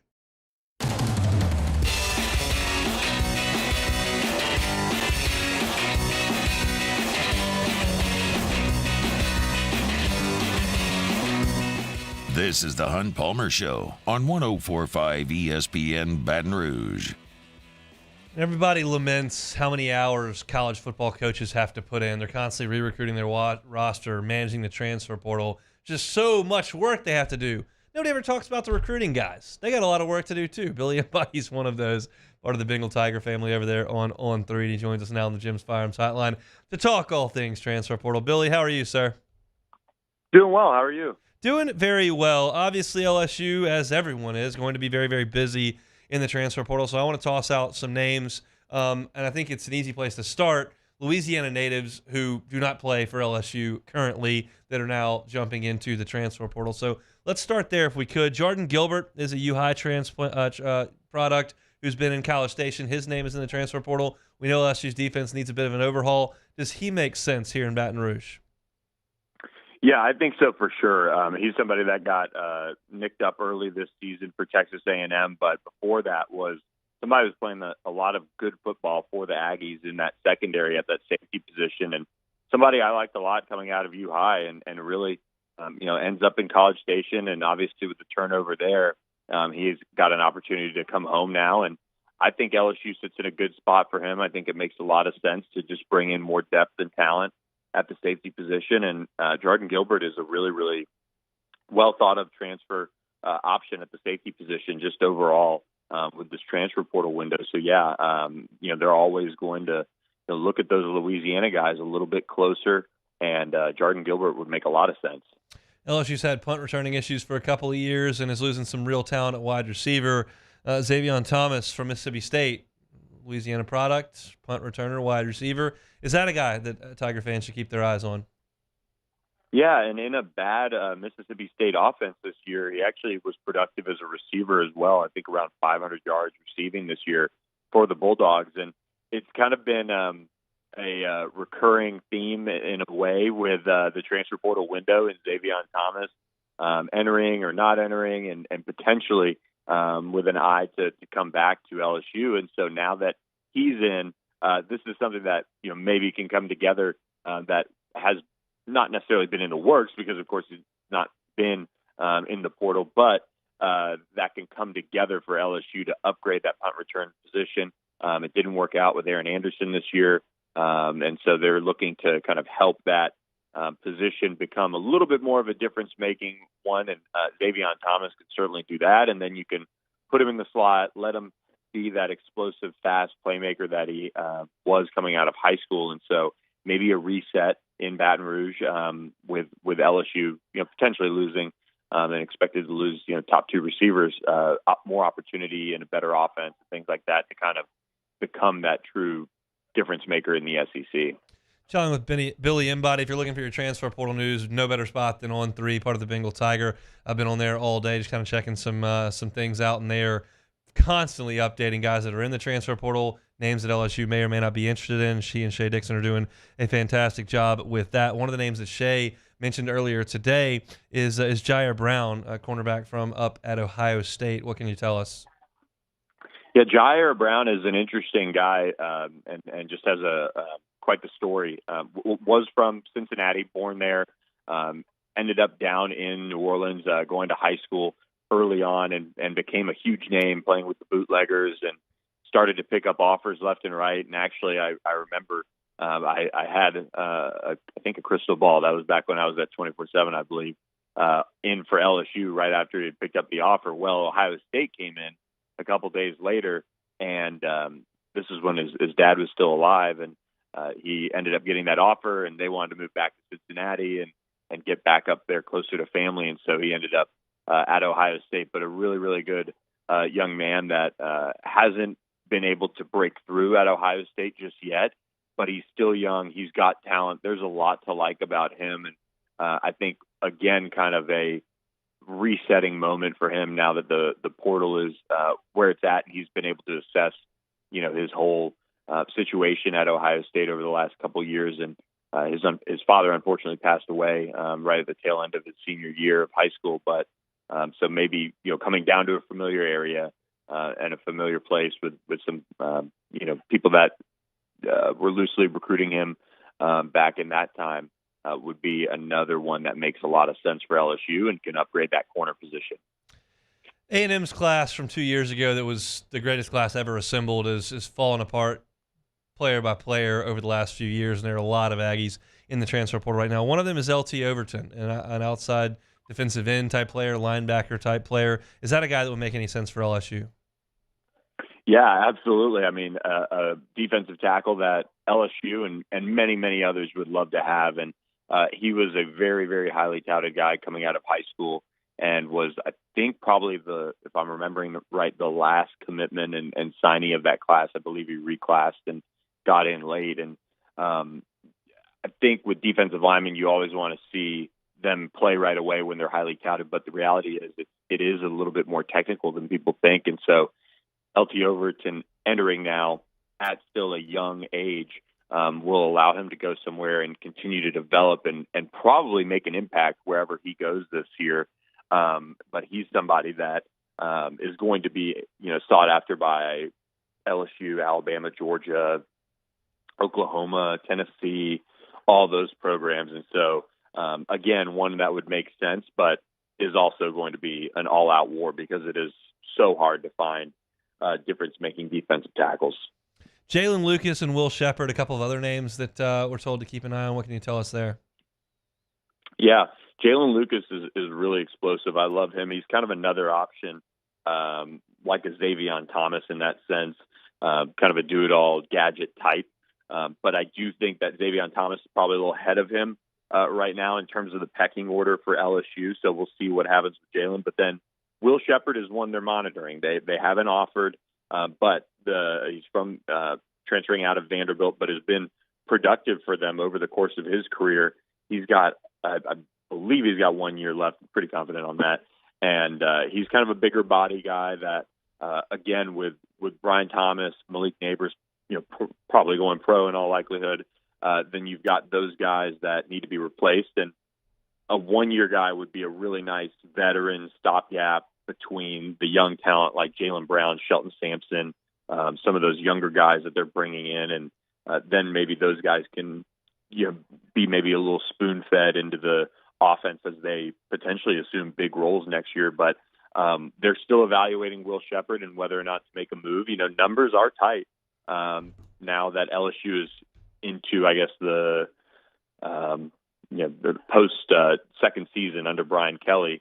It's not, the 39 scholarship count that LSU was at back then. And so now they are having to juggle numbers and things like that. They've got a big 2024 class coming in, and, maybe they feel good enough about the development of those younger receivers that they don't have to bring them in, which would be a really good sign too.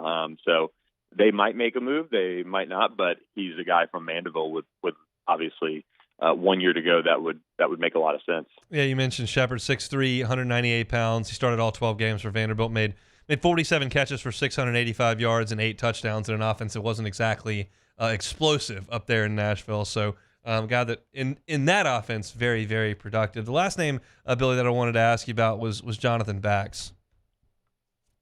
Yeah, he's from TCU, and I think that he's somebody that, looking back, especially the early reports out of TCU, were that he was, really challenging for a lot of playing time as a true freshman, and that was a defense that, they kind of a mirror image of, how fans up at TCU feel about LSU's situation, is they wants some answers about what happened there. But so he's looking for a new opportunity. I was talking to a couple of sources over at TCU, and they were saying that, he just wants to play more. And there are some people in that building that felt like he should be playing more.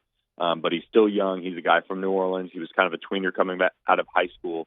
And LSU didn't move on him, and he ended up at TCU. So he's a name to know, name to monitor for sure. And Matt House, if he is indeed back or not or whatever. But the name of the game nowadays is some versatility and being able to move guys around. So he provides that a little bit. Could play linebacker, could play a little bit of edge. And so he is a name to know. We'll see if they make a move there, but it was kind of a shocking departure for TCU. I believe that's 4 of their top 6 signees from his class that are gone. Do we think LSU is going to move on a quarterback at some point in the next month? Yeah, this is a tough question. I think it's got to be it's got to be the right fit. And everybody, when you look at the portal, you want to say, oh, go get this guy, go get that guy that could start, that can do this, and that goes for every position. And you want to bring in multiple starters from other programs and then bring them in and assemble a roster. And yes, some programs can finagle that, but it's very hard to do without upsetting the situation you already have. And so if LSU does want to make a move on a quarterback, they're going to have to find that right fit. And they're right in the mix for and look like they're the favorites to land Bryce Underwood, the 5-star number 1 overall player in the country in 2025. And if LSU wanted to provide some insurance with Garrett Nussmeier, obviously looking to start next year, they could bring in somebody who's played, who would either be comfortable if not winning the job or maybe have a year left or 2, and just kind of be in a situation where you provide true competition, because Ricky Collins and Colin Hurley, when they're the 2 guys that are behind Garrett in the spring, probably are a little bit of a ways away from, if you needed them to come to a game, you'd feel good about it. And we saw with Ole Miss, they brought in multiple quarterbacks last offseason, and obviously Jackson Dart was able to hold them off. But that would be the idea. You find somebody that's good with it if it doesn't pan out in terms of him starting, but would be a good room guy, somebody that wouldn't mess with the waters or anything like that. Because you look at what Joe Sloan's done with that room, it's a pretty healthy group in terms of how they interact, how they hang out, and all of those things. So you got to find the right fit, and there's, as we know, there's only one that can play, and so it's just difficult one to go out and find the right fit. But I think they're kicking the tires on some guys, and but we haven't heard them going, maybe all in on somebody yet. If you're looking for your transfer portal and recruiting information, no better spot than the Bengal Tiger, part of the On3 Network. Billy Inbody, Shea Dixon, Matthew Bruni doing an awesome job. Billy, thanks for the time, man. Anytime. Thanks for having me. He is Billy Inbody. I'm telling you, you go to their message board, the Ponderosa, which I've been on all morning, the amount of information and the names that they're throwing out there with the information that they've got on those guys, it goes deeper than what we just went to there. There are lots and lots of names that they're tossing around because they've got great contacts inside the program and do an awesome job of roster management reporting, which is the name of the game at this point. So go check them out over on the Bengal Tiger, part of the On3 Network. All right, talk some more LSU football when we come back. It's the Hunt Palmer Show. The Hunt Palmer Show. I was talking with Neil and Melissa Boudreaux from Boudreaux's Electric today, and we were talking about the installation of these Generac generators that Boudreaux's Electric does. And one of the things that some people don't consider, they're like, oh, well, we just want to make sure that the power comes on when it goes off, and that's going to happen. But Boudreaux's Electric is going to make sure that installation is done in a way that's aesthetically pleasing. They're going to do all their copper wiring and their tubing underground so that it's not an eyesore around your home. People take pride in what your home looks like, and Boudreaux's Electric understands that. So they're going to make sure that is done as well as it can be done at your home. So you'll have the functionality of that generator, but it's also not going to be something that takes away from the look of your property. They're a Generac generator dealer, a premier Generac generator dealer, and all their generators come with a free 10-year warranty. I'll tell you this, if you start to think about the pricing over that 10-year warranty, you're looking at about $5 a day. $5 a day over that 10-year warranty for the peace of mind that comes from knowing that you're not going to lose power. Boudreaux's Electric can make that happen if you call them at this number. Their second location coming first of the year here in Gonzales, but the phone line is hopping. Give them a call, 225-300-9389, 225-300-9389. It is Boudreaux's Electric. In times of need, get a full list of phone numbers, websites, and other important emergency information on the Demco Stormwatch page at 1045ESPN.com.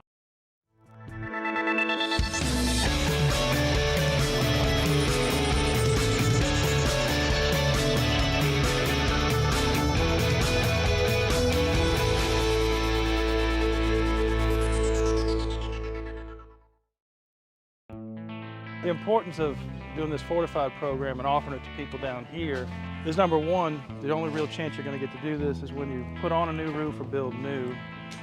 And through companies like HUDCO, who's kind of leading the way in this thing, it's going to offer the customers a huge advantage in the insurance market and the price of their insurance.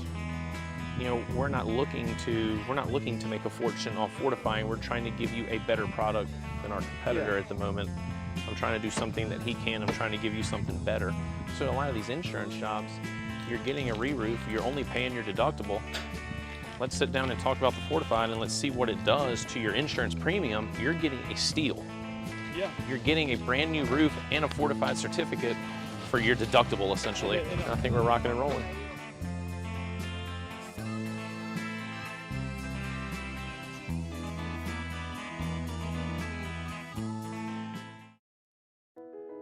I've been doing business with Luba for 25 years. They're dependable, trustworthy. It's just the attention to detail with our clients. Our folks have years and years of experience. They're highly trained professionals, but many companies have that asset. What I'd like to think makes Luba a bit different is that we use those talents in a way that truly is dedicated to serving the needs of the folks who depend on us.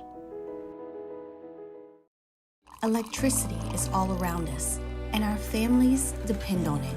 Every day is sparked by the power of a cold drink or a warm meal, a movie night, and a comforting light at the end of a dark hallway. From sunrise to sunset, playtime to bedtime, our team is ready to take care of your electrical needs. Even in the case of an after-hours emergency, the light in your life shines brighter with Mr. Electric. There it is, the extra mile, on the border of expected and extraordinary for those willing to go further, like vans customized for work or play, with safety and tech to keep you connected, supported by a 5-star sales, service, and finance team, and backed by the 1-star you know. So go the extra mile. It's never crowded, because so few have what it takes to go there. Mercedes-Benz Vans. At Relief Windows, we're more than windows. We're windows, doors, hardy plank, and vinyl siding. But our number one product is always customer satisfaction. On Thursdays, Off the Bench, we preview the ReliaQuest Bowl between LSU and Wisconsin. Caroline Fenton of 102.5 The Game joins the show to talk more college football. And we preview Pelicans versus Lakers. Off the Bench, 7 to 10 a.m., 104.5 ESPN Baton Rouge.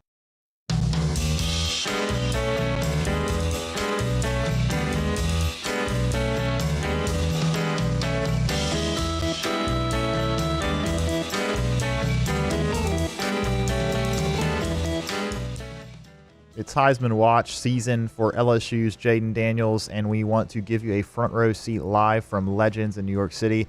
Catch After Further Review with Matt Moscona Friday at 3 p.m. Then Saturday, Matt will host the Heisman Preview Show at 5 p.m. live on Eagle 98.1 and 104.5 ESPN Baton Rouge. Our coverage is brought to you locally by Acura of Baton Rouge, Insurance Network of Louisiana, and Community Steel. You're listening to The Hunt Palmer Show on 104.5 ESPN Baton Rouge. I'm not ashamed to admit it. I'm jealous of Matt. Yeah? I mean, NYC in December is awesome. There's a lot of people, and it's a little cold, but, like, the vibes are great. A little cold. I mean, I thought you didn't like it when it was below 40. But look, if you're going to be in Times Square and it's going to be snowing in Christmas time in New York, okay. I don't have to live there, so I've signed up for it. I've gotten on a plane to actually go experience that. So at that point, I can't really complain about it. I can complain about it down here. Right, I don't need it down right, here yeah. ever. But if I'm going to go up there, going to go see a play and go see Rockefeller Center or whatever, it can be in the 40s. Like, we'll survive. Okay. We're not going up there to play golf or take a. So we'll get it figured out. But yeah, I do enjoy New York, and like if you go to New York in the summer, which is also fine, it's like just as hot as it is here. I mean, It is very hot. it might not be like 110 like it was this year, but it gets pretty warm in New York. All right. Speaking of New York and awards and that season, the Joe Moore Award for the best offensive line in college football announced its finalists today for the 2023 trophy. Number 6, Georgia. Number 8, Oregon. Number 2, Washington. And number 13, LSU, your 4 finalists for the award. I have said many times on this show how good a job I think Brad Davis has done in recruiting and developing an offensive line. When you look at the unit he took over and you look at the production that they put out this year, it has been a masterful job by Brad Davis, who was kept on from the Ed Ogeron to Brian Kelly transition, and that has turned out to be a very, very wise decision by Brian Kelly. As far as this award goes, we know that the 2019 offensive line won it. We know that was a line that was very, very good. It had a couple of pros on it. Sadiq Charles has carved his way into being a pro. Lloyd Cushenberry was an early round draft pick and has become a pro. And I think they did a good job. Damian Lewis. Damian Lewis is a pro as well. And then Deculus has started a little bit in the NFL too. So, yeah, I mean, that was a really good offensive line. Do I think that Joe Burrow and Clyde Edwards-Helaire had a lot to do with the function out of that offense and may have masked any missteps the offensive line made? Yeah, I do. I think Joe Burrow was masterful pre-snap. I think he was decisive, quick, his pocket awareness, second to none in college football. Clyde was incredible at making guys miss. I mean, you look at that touchdown run, both the touchdown runs he makes in Tuscaloosa, but specifically the one where they did the read option and Clyde spun out of it and just makes a touchdown basically on his own. I think having those kind of explosive players and a generational quarterback in Joe Burrow helped that offensive line a lot. And that's got to happen. I mean, your offensive line can't do everything. The guy's got to go back there and make the plays in the backfield to make things happen. As far as this offensive line goes, I think they got beat a little bit by Florida State. I think LSU had a hard time blocking Florida State. The running backs couldn't do anything in that game. Other than the one run Josh Williams had down the sideline at the end of the second quarter, they were pretty much did nothing in the run game. And I thought Alabama got after LSU in the backfield a good bit, and Jaden just ran for his life, and because he's the best player in the country and has elite speed and explosiveness and athleticism, he kind of made up for it. Now, I thought the offensive line was great against Missouri. LSU ran it awesome, and they were really good. And listen, trust me, T-Bob knows a lot more about offensive line play than I do. I'm well aware of that. It's not even a debate. And he thinks that this group's been fantastic. I will take his word for it. But I think this group, well, I think it does have pros. I think obviously Will Campbell's a pro. I think Emory Jones is a pro. And I think you've got some really good college players on the interior that are veteran and have played very well. I think they've been assisted a lot by a quarterback who's just been so in command and so in control and so excellent from start to finish. And even in games where I thought the offensive line struggled, LSU moved the football because the quarterback was such an exciting and dynamic player, and one that was, one, quick to get the ball out, and two, could get away if there was an issue. So I hope they win the award. That'd be awesome. It's been the best offense in college football, and if you want to honor the offensive line in being a large part of that, I'm all for it.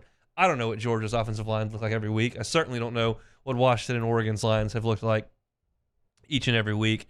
And I don't mean to sit here and like dump cold water on the LSU offensive line, but I am kind of calling it like I see it. I think in the best two defenses that LSU played this year, which were Alabama and Florida State, I think that the offensive line had its issues. I thought they were good against A&M, and I thought that Jaden Daniels had time to throw in that game and put on a show down the field when he had to, and that was a big spot against a really good defensive front. And obviously, as I mentioned, Missouri's got a decent defense, and LSU carved them up. So I'll be pulling for them to win the Joe Moore Award. I think in this case, it would surprise me a little bit if LSU did win the Joe Moore Award. But we'll see. Let's see, we're in the press release when that is going to be announced. The finalists were announced today, and the award will be given out. Oh, there we go. There's not a date because the awards voting committee will announce the recipient of the 2023 Joe Moore Award after a surprise visit to the winning university's campus in late December. I forgot about this. Cole Kublik is a big part of this. They take that huge trophy. It's got an entire offensive line on it. It's massive. It's ridiculously huge. I love that. More ridiculous the trophy, the better, in my opinion. And they pop in on the offensive line and give them to him. I remember that happening in 2019 now that you remember it, that you mentioned it. So we'll see. As I mentioned in the first segment, LSU this year, first in the country in scoring offense, first in total offense, 8th in rushing offense, and in terms of passing offense, 4th. They were the best on third downs. I do want to look up a stat. This just came across, so I don't have this segment perfectly prepped, but I think LSU was really good at allowing sacks this year, so let's look at it. Maybe not as good as I thought at allowing sacks in terms of how they stacked up nationally, because I'm scrolling a little bit. 56th in the country allowing sacks. They allowed 22 on the season. Let's see if any. Oregon only allowed 5 sacks this year. I mean, Nix is athletic, and they get the ball out exceptionally quick. I get it. It's not a deep downfield offense, but only allowing 5 sacks. Just statistically speaking, that's fantastic. Washington did throw the ball down the field a little bit more. They only allowed 11 sacks this year, and Georgia with 12. So you look at LSU with more than double what Oregon and Washington have. I don't know if that's going to be the award that LSU wins, but I do think it's awesome that they've been honored with this, because I do think that some of these things in these honors and these awards can be used in recruiting, moving the program forward.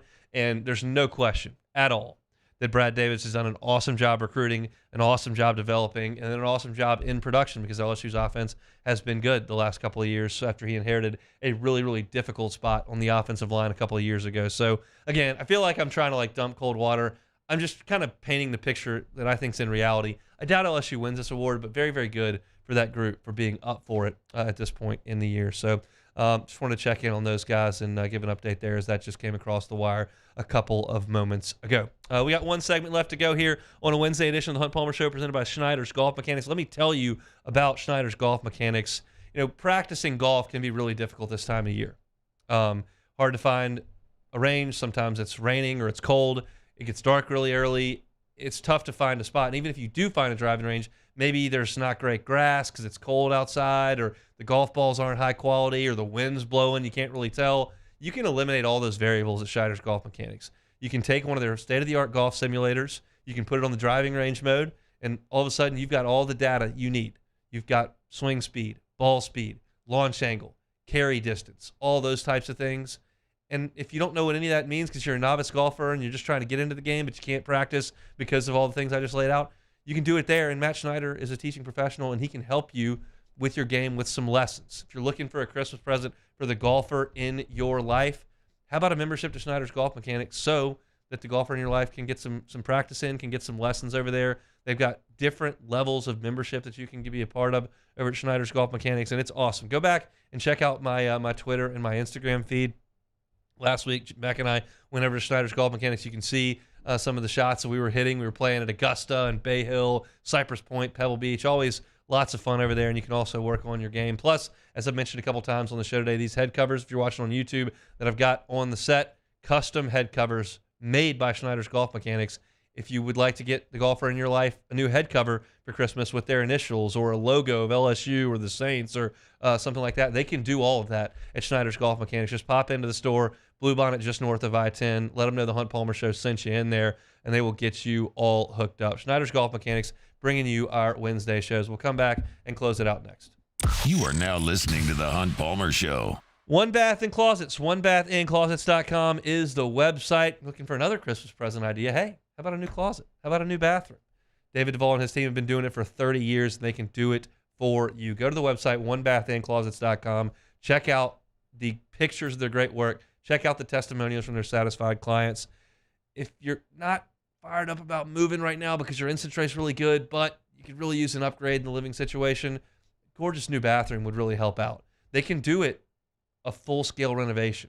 All the floors, all the shower, and all the tiles around the walls and all that kind of things. They can do all that. Or if it's something simple like a tub to shower conversion, they can help you with that as well. Take that tub out, put in a gorgeous glass walk-in shower that totally changes the look and the function of your bathroom. They can do it for you at One Bath & Closets. If you're thinking, but maybe not a great time to pay for it, financing options are available at One Bath & Closets. Check out the website and sign up for that free consultation. You can find them at onebathandclosets.com.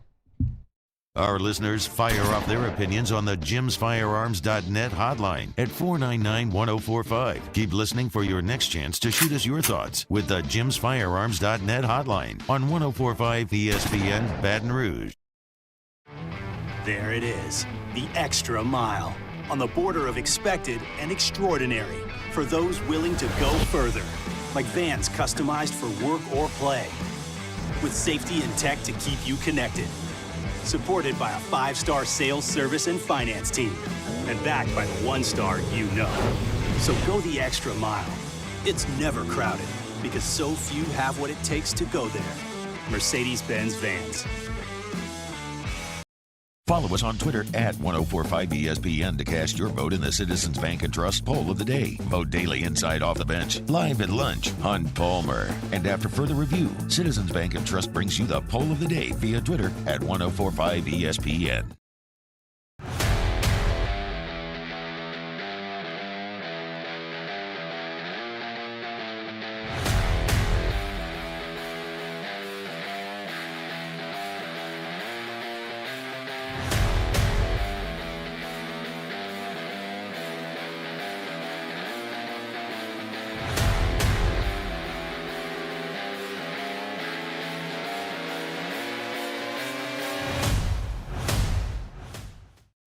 Hey, boat owners, check it out. It is the holiday season, which means it's time to buy yourself a gift by taking your boat to the next level with our friends at Front to Back Boat Service. Now is the perfect time to upgrade your boat and get it ready for that warmer weather, whether that's trolling motors, HD sonar, anything and everything. The Sherman family's been at it for 30 years, and Devin's going to take you through 30 more. Find them on Facebook at Front to Back Boat Service or go to fronttobackboatservice.com.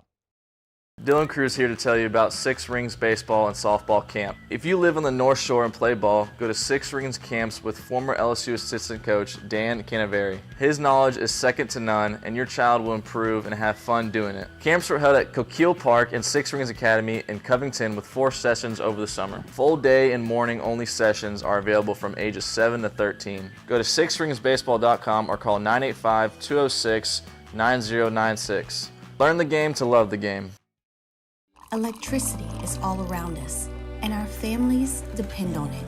Every day is sparked by the power of a cold drink or a warm meal, a movie night, and a comforting light at the end of a dark hallway. From sunrise to sunset, playtime to bedtime, our team is ready to take care of your electrical needs. Even in the case of an after-hours emergency, the light in your life shines brighter with Mr. Electric.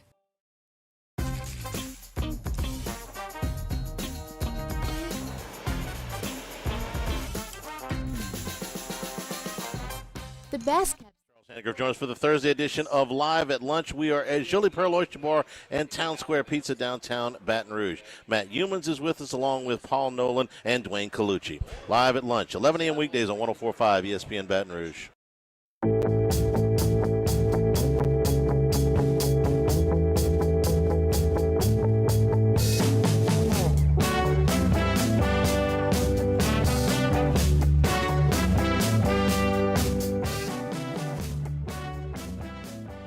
This is the Hunt Palmer Show on 104.5 ESPN Baton Rouge. Closing up shop here, Wednesday edition of the Hunt Palmer Show presented by Schneider's Golf Mechanics. Excited for tomorrow's show. Have Luke Johnson on to talk about the Saints. Dennis Allen's meeting with the media right now. In fact, I think we'll get to that here very, very, very shortly. And Chris Blair going to come on tomorrow to talk about the Heisman Trophy ceremony on Saturday, as well as LSU and Kansas State in the PMAC coming up on Saturday afternoon. So busy weekend coming up for LSU.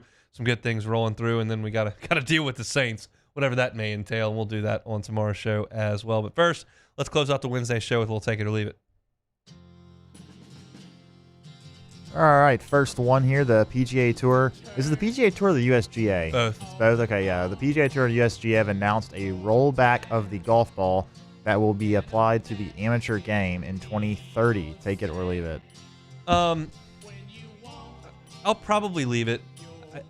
I'm not in charge of making golf balls, so I don't know what the massive implication is financially for these companies that would make one golf ball that's rolled back so the pros can't hit it so far, so that all the courses don't become obsolete. And then what it talks to, in making the golf balls that all of us play with, I don't know what goes into that business-wise. I don't think they need to shorten the amateur golfers' drives. However, and for those that aren't aware of what's going on here, the PGA Tour players hit the ball too far. They've taken a bunch of courses and reduced them to nothing because of how far they hit them. The old course of St. Andrews is putting tee boxes out of bounds and across roads, trying to keep up so they can host tournaments.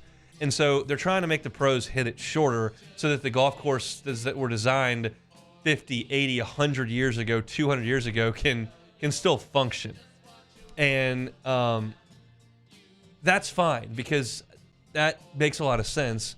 What I also think is that it's not going to affect the amateur golfer that much. My drives fly, quote unquote, a long way when I hit it solid, which is not all that often. And when I hit it thin or hit it off the top of the club face or hit a big spinny fade or a big hook, like it doesn't go that far, and that has nothing to do with the golf ball. So I don't think my game is going to be affected that much in 7 years when this matters to me. It is going to matter to the professionals, and I think that we'll see probably a more realistic game of golf than Bryson DeChambeau jacking himself up and driving the ball 400 yards. That's just not the way that the game was quite designed. So I have mixed emotions on it. I don't feel exactly one way on it, but as far as the amateurs go, like they ought to give us about as much advantage as we can get because we need it. The Pelicans will play the Lakers in the in-season tournament semifinal tomorrow night at 8. You'll be locked in. Take it or leave it. Better believe it. I'm locked in. Going to see every dribble.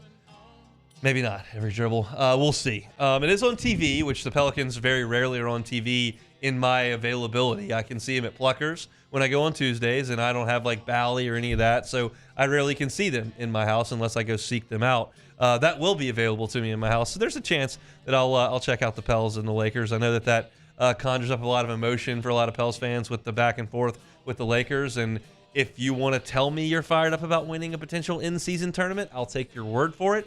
I'm not going to put any stock on the NBA in-season tournament. I know that a lot of people thought it's gone a lot better than they thought it would. You're just not going to get me all gassed up for the NBA in early December because you repainted the courts and are going to throw a banner in somebody's arena. I'm here for you in June. I'm not in December. Finishing your shopping in early December. Take it or leave it. Take it. I'm done. I'll take it.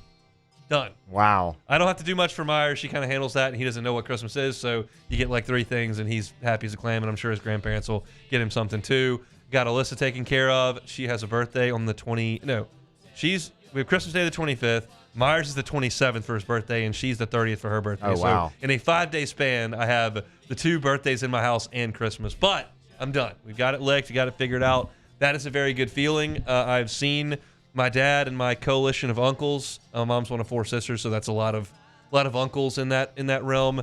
I've seen them in hyper mode on Christmas Eve my entire life. I'm not going to be there. I'm going to be. I'm content. We've got it all figured out. It's all been shipped. It's all wrapped. Like we're done on December the 6th. That's pretty impressive by me. It is.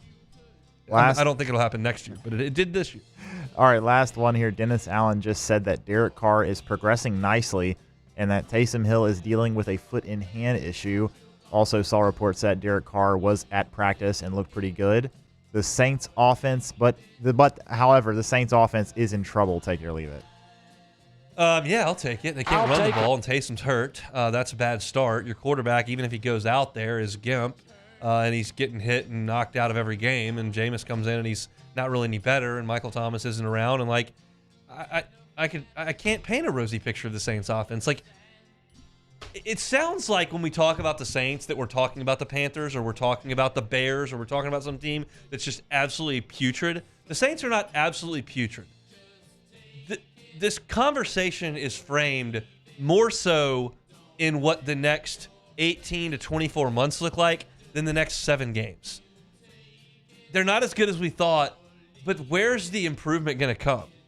Not from Derek Carr, not from Cam Jordan or DeMario Davis or Michael Thomas or Tyrann Mathieu or Marcus May, not from Alvin Kamara. Like, where's the hope for the next couple? That's the frustrating piece of this thing with the Saints. They're probably going to win on Sunday. And who knows? They may beat the Giants the next day.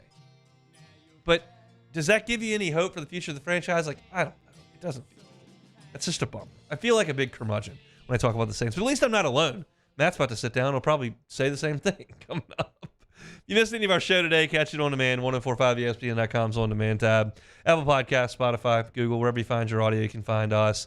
I talked about Mike Denbrock, contract extension, J.D. Picell, and all things college football. What If Wednesday in the first hour, and Sean Fazan talking Saints in the first hour as well. You can find a conversation with Sean at Hunt on Saints. You can find our conversation with Billy Inbody on Hunt on LSU. John Brady was also with us talking some hoops. So a lot of fun today. Appreciate Schneider's Golf Mechanics for bringing you our Wednesday shows. We're back tomorrow, same time, same place. Matt's about to drive you home on After Further Review. Thanks for being with us on the Hunt Palmer Show.